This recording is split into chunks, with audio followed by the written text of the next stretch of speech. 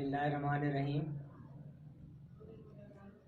आज हम प्रोग्राम कर रहे हैं पाकिस्तान में यकसा निज़ाम तालीम और पुअर निज़ाम तालीम, यानी पाकिस्तान में निज़ाम तालीम कमज़ोर क्यों है।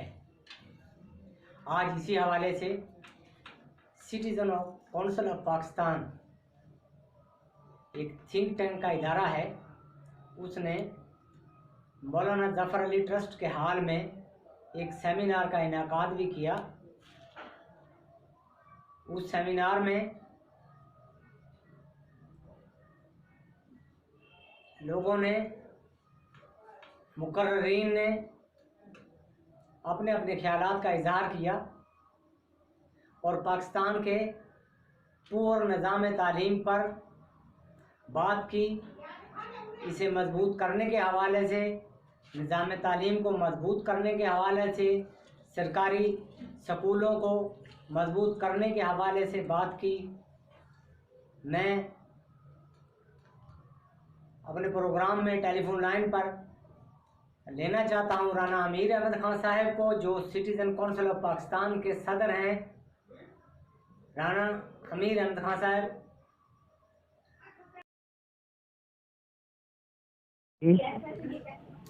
हेलो, अस्सलाम वालेकुम राना साहब। जी जी जनाब। आज आपका सेमिनार आपने बड़ा अच्छा किया है पुअर निज़ाम तालीम पर।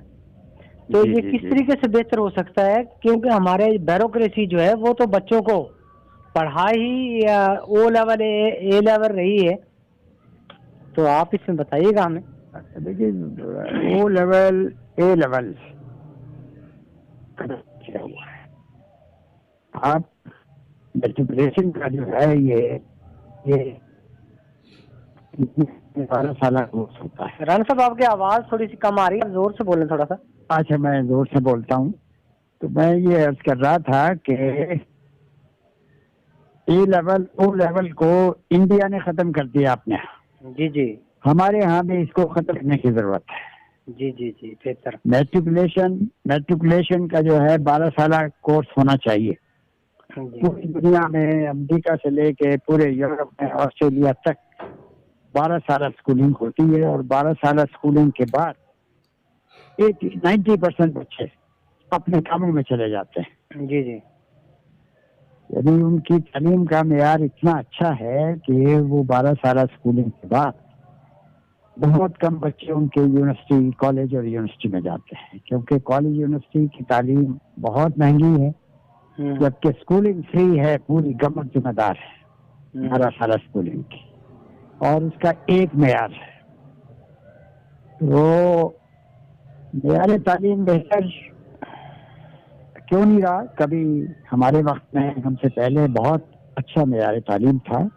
उस वक्त 4-5 पढ़ा हुआ आदमी जो है वो स्कूलों में बहुत आला अच्छे टीचर शुमार होते थे। जी जी जी। और 10 पढ़े हुए तो बेपनाह टीचर्स थे, एससी टीचर्स जी, बड़े लाइक टीचर्स। उन टीचर्स में एक लगन थी कि बच्चों को अपने से बेहतर बनाना है, बहुत लाइक बनाना है। वो कोई ट्यूशनों के पीछे नहीं भागते थे, कोई मादी उनके सामने जो है वो कोई लालच हवस नहीं था।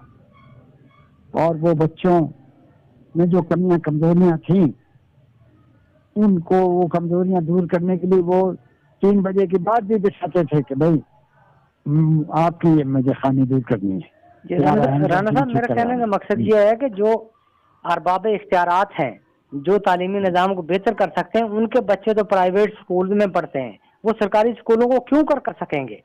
नहीं, ये जो है ना, ये बहुत इस पे वावेला किया जाना चाहिए। ये सियासी लीडरों को बताया जाना चाहिए कि आपके MNA MPS का कोई बच्चा जो है प्राइवेट स्कूलों में नहीं पढ़ेगा।